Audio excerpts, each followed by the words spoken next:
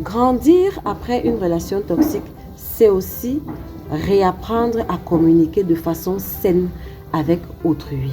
Si vous vous êtes retrouvé dans des relations toxiques pendant des semaines, des mois, voire des années, et que vous avez déjà réussi à vous sortir de cette relation d'emprise, alors cette vidéo est pour vous. Parce que dans cette vidéo, je vais t'expliquer un handicap potentiel que tu as acquis dans cette relation toxique qui risque de te pourrir la vie, les mois et les années d'après. Ce handicap, c'est quoi? C'est ta capacité à interagir avec autrui. Vois-tu, quand tu as été longtemps dans une relation toxique, quand tu as été longtemps dans une relation avec quelqu'un de manipulateur, tu as développé des stratégies, tu as développé des comportements, des attitudes, des façons de communiquer pour survivre dans cette relation et pour t'adapter dans cette relation. Sauf que ces modes de communication que tu as adoptés ne sont pas sains du tout. Et donc, une fois que tu es sorti d'une relation d'emprise, eh bien, tu risques d'avoir la désagréable surprise de te rendre compte qu'il y a quelque chose qui ne va pas. Sur le plan social, ça ne va pas. Tu as l'impression que tu vis en autarcie, tu as l'impression que tu es juste seul, que tu es Robinson Crusoe sur ton île. C'est juste pourquoi? C'est parce que quand tu étais dans cette relation toxique-là, l'autre en face représentait un potentiel danger. Et donc, tout le temps, tu étais en mode guerre, tu étais en mode contre-attaque, tu étais en mode survie. Ça, c'est de 1. Et puis de 2, tu as bien compris dans cette relation-là que la communication saine ne marchait pas. Et donc, tu as développé une façon de communiquer qui oscillait entre les extrêmes. Soit tu n'en disais pas grand-chose sur toi, soit à l'inverse, tu parlais beaucoup et tu explosais. Et tu tanguais toujours dans ces deux extrêmes-là. Du coup, quand tu te retrouves maintenant sorti de cette relation et que tu dois interagir avec d'autres personnes, eh bien, il y a d'abord ce premier filtre-là qui te prépare au combat. Ce premier filtre-là qui peint tout le monde en noir, qui te dit que non, l'autre c'est le danger. Tu te prépares juste à voir un scénario catastrophe que cette personne-là va te pondre. Mais ce que tu ne réalises pas, c'est que tout ça se fait dans ta tête. Tout ça se fait dans ta tête parce que forcément l'autre n'est pas comme toi tu le penses. Bien évidemment, il y a des personnes toxiques qui existent, mais tout le monde n'est pas toxique. Et même avec les personnes qui sont toxiques, il y a une façon de communiquer. Tu n'es pas obligé de communiquer de façon toxique comme tu le faisais quand tu étais encore dans cette relation-là, tu vois. Et donc, ça va te pourrir la vie parce que chaque fois que tu auras à interagir avec quelqu'un, quel que soit le domaine relationnel, professionnel, amical, amoureux ou encore familial, tu vas toujours avoir ce filtre-là qui te déforme la réalité. Ce filtre-là qui te fait juste voir ce qui ne va pas. Ou bien ce filtre-là qui te prépare à une grosse peau de banane que cette personne va te jeter alors que ce n'est pas le cas. Et puis deuxièmement, tu seras totalement inadapté dans ta façon de communiquer. C'est-à-dire que soit tu vas te comporter comme si tu avais en face de toi ton ex-partenaire de relation toxique, c'est-à-dire que soit tu seras dans un mutisme total et tu vas laisser l'autre te dominer avec sa façon de voir les choses et après tu vas te sentir frustré, soit tu seras dans l'extrême où après avoir pris sur toi, après tu vas exploser et on ne va pas te comprendre. Donc il y a un véritable travail que tu dois faire sur toi quand tu sors d'une relation toxique. C'est un travail de réhabilitation. Tu dois réhabiliter ta façon de communiquer et tu dois te réinsérer toi-même à une communication beaucoup plus saine. Et la communication beaucoup plus saine, la base c'est quoi? Et là, j'entre donc dans les solutions. Tu dois déjà, t'enlever de la tête que tout le monde est toxique. Ce n'est pas parce que ton ex est toxique que les 8 milliards d'habitants qui sont sur la planète le sont également. C'est faux. Cette relation t'a fait croire que tout le monde est toxique, c'est faux. Bien évidemment que, de toute façon, tous les êtres humains, toi y compris, ont des bons côtés et ont des mauvais côtés. Mais ça ne veut pas dire que parce que quelqu'un a un mauvais côté, cette personne est toxique forcément. L'expérience que tu as eue avec cette personne toxique pendant des années t'a suffisamment équipé pour identifier les personnes toxiques, tu vois. Et donc ça c'est de 1 vraiment. De te sortir de ce filtre-là où tu te prépares au pire venant des gens, où tu anticipes une méchanceté gratuite que quelqu'un te ferait, quelqu'un que tu ne connais même pas, ou bien même quelqu'un que tu connaîtrais, d'accord? Parce que je serais tentée de te dire que la loi de l'attraction oblige. La loi de l'attraction oblige voudrait que tu attires ce que tu es à l'intérieur de toi. Ça veut dire quoi? Si dans ton cœur, tu passes ton temps à potasser le chaos, tu passes ton temps à te concevoir comment on appelle ça? Des scénarios digne d'une production hollywoodienne où tu imagines comment telle personne va te faire du mal il est fort à parier que la loi de l'attraction va s'appliquer de façon implacable sur toi et effectivement, tu seras confronté à des situations où des personnes passent le temps à te faire des petites méchancetés.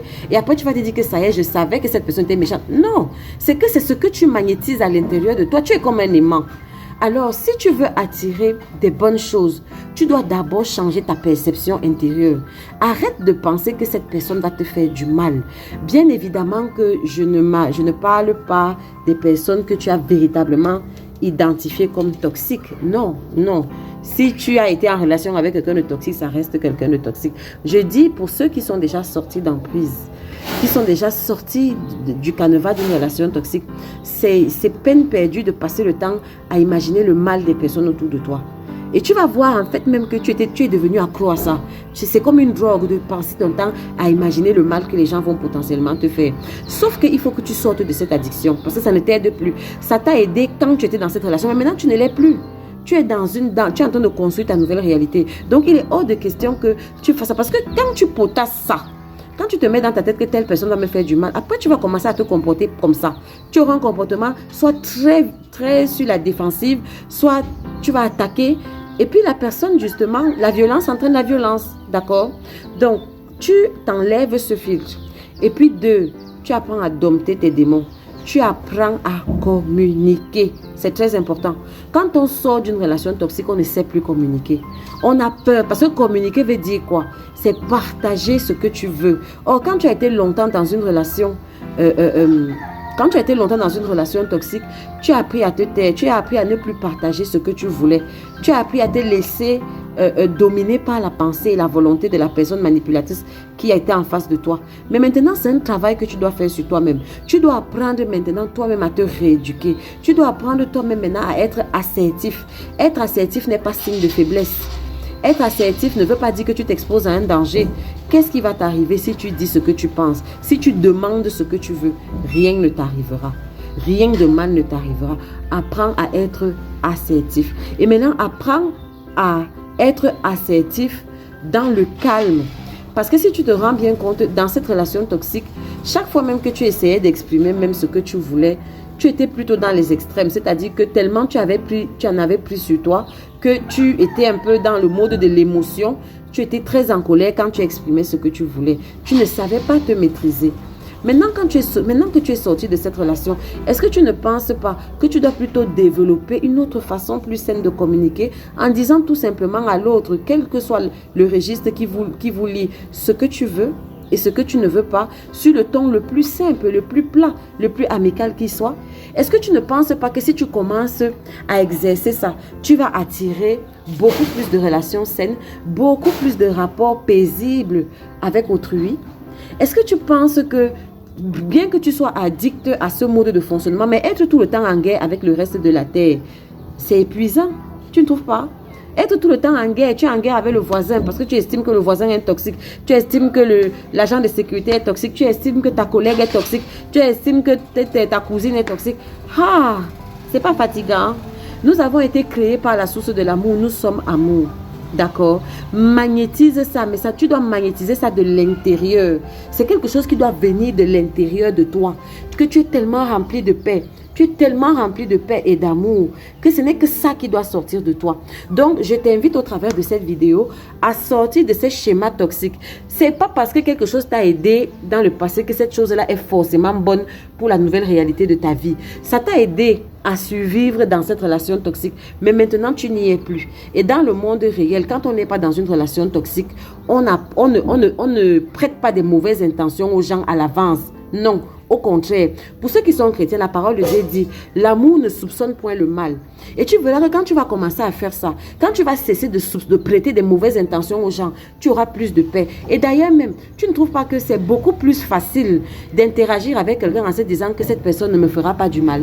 Parce que ça va déteindre même sur le ton de ta voix, sur ton expression, et tu vas voir que tu auras des relations beaucoup plus paisibles. Et même, tu vas te rendre compte, parce que la solution de l'homme se trouve dans l'homme. La réponse à tes prières, là, que tu pries matin, midi, toi, tu fatigues Dieu de tes prières.